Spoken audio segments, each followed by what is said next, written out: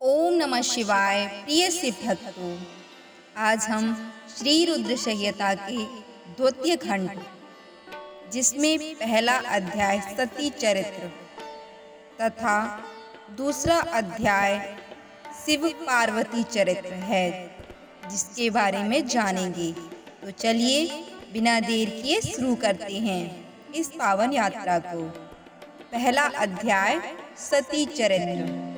नारद जी ने पूछा, हे ब्रह्मा जी, आपके श्रीमुख से मंगलकारी व अमृतमयी शिव कथा सुनकर मुझे उनके विषय में और अधिक जानने की लालसा उत्पन्न हो गई है। अतः भगवान शिव के बारे में मुझे बताइए। शिव की सृष्टि करने वाले हे ब्रह्मा जी, मैं सती के विषय में भी जानना चाहता हूँ। सदा शिव योगी होते हुए एक स्त्री के साथ विवाह करके ग्रस्त कैसे हो गए? उन्हें विवाह करने का विचार कैसे आया? जो पहले दक्ष की कन्या थी फिर हिमालय की कन्या हुई, वे सती किस प्रकार शंकर जी को प्राप्त हुई? पार्वती ने किस प्रकार घोर तपस्या की और उनका कैसे विवाह हुआ?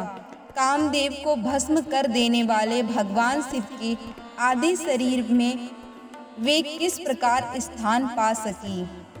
उनका अर्धनारीश्वर रूप क्या है? हे प्रभु, आप ही मेरे इन प्रश्नों के उत्तर दे सकते हैं। आप ही मेरे संशयों का निवारण कर सकते हैं। ब्रह्मा जी ने कहा, हे नारद, देवी सती और भगवान शिव का शुभ यश परम पावन, दिव्य और गोपनीय है।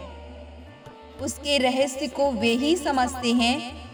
सर्वप्रथम तुम्हारी प्रार्थना पर मैं सती के चरित्र को बताता हूँ। पहले मेरी एक कन्या पैदा हुई जिसे देखकर मैं काम पीड़ित हो गया।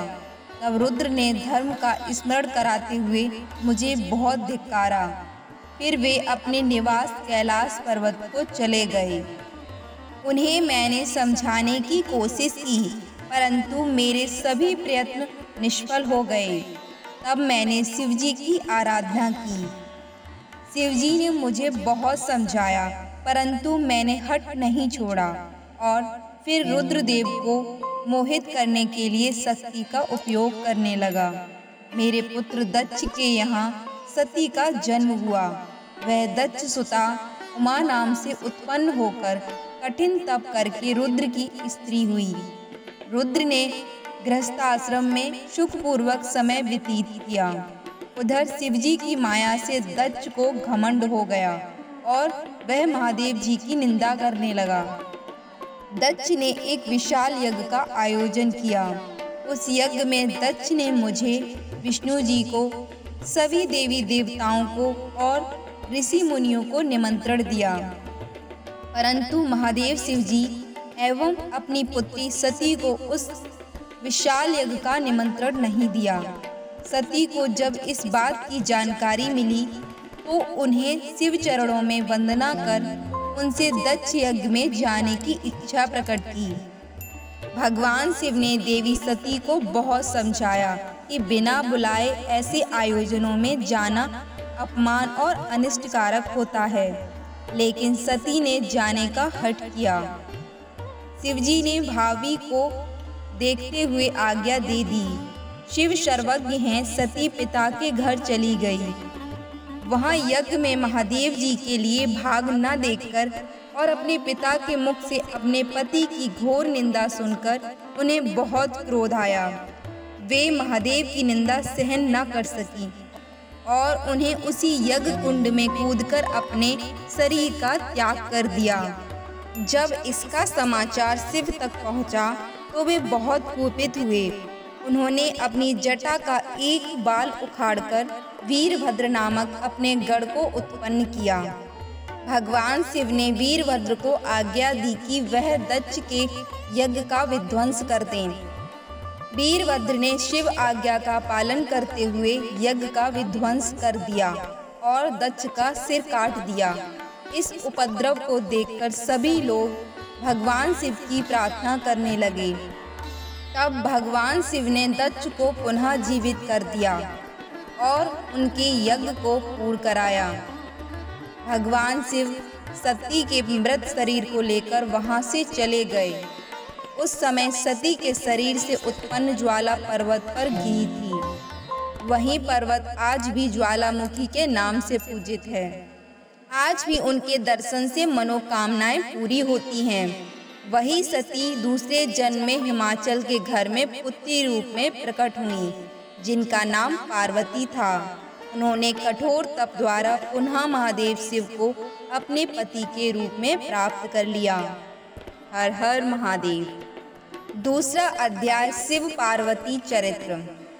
सूत जी बोले, हे ऋषियों, ब्रह्मा जी के यह वचन सुनकर नारद जी पुनः पूछने लगे, हे ब्रह्मा जी, मैं सती और शंकर जी के परम पवित्र व दिव्य चरित्र को पुनः सुनना चाहता हूँ कि सती की उत्पत्ति कैसे हुई और महादेव जी का मन विवाह करने के लिए कैसे तैयार हुआ। दत्त से नाराज होकर देवी सती ने अपनी देह को कैसे त्याग दिया और फिर कैसे हिमाचल की पुत्री पार्वती के रूप में जन्म लिया।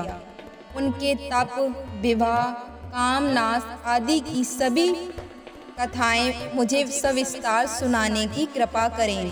ब्रह्मा जी बोले, हे नारद, पहले भगवान शिव निर्गुण, निर्विकल्प, निर्विकारी और दिव्य थे, परंतु देवी उमा से विवाह करने के बाद वे सगुण और शक्तिमान हो गए। उनके बाएं अंग से ब्रह्मा जी उत्पन्न हुए और दाएं अंग से विष्णु उत्पन्न हुए। तभी से भगवान सदाशिव के 3 रूप ब्रह्मा, विष्णु और रुद्र सृष्टिकर्ता, पालनकर्ता और संहारकर्ता के रूप में विख्यात हुए। उनकी आराधना करते हुए मैं सुरासुर सहित मनुष्य आदि जीवों की रचना करने लगा। मैंने सभी जातियों का निर्माण किया। मैंने ही मरीचि, अत्रि, पुलह, पुलसत्व, अंगिरा, कृतु, वशिष्ठ, नारद, दक्ष और भृगु की उत्पत्ति की और ये मेरे मानस पुत्र कहलाए। तत्पश्चात मेरे मन में माया का मोह उत्पन्न होने लगा। तब मेरे हृदय से अत्यंत मनोहारी और सुंदर रूप वाली नारी प्रकट हुई। उसका नाम संध्या था। वह दिन में क्षीण होती, परंतु रात में उसका रूप, सौंदर्य और निखर जाता। वह साय संध्या ही थी। संध्या निरंतर मंत्र का जाप करती थी। उसके सौंदर्य से ऋषि मुनियों का मन भी भ्रमित हो जाता था। इसी प्रकार मेरे मन से एक मनोहर रूप वाला पुरुष भी प्रकट हुआ। वह अत्यंत सुंदर और अद्भुत रूप वाला था। उसके शरीर का मध्य भाग पतला था। वह काले बालों से युक्त था।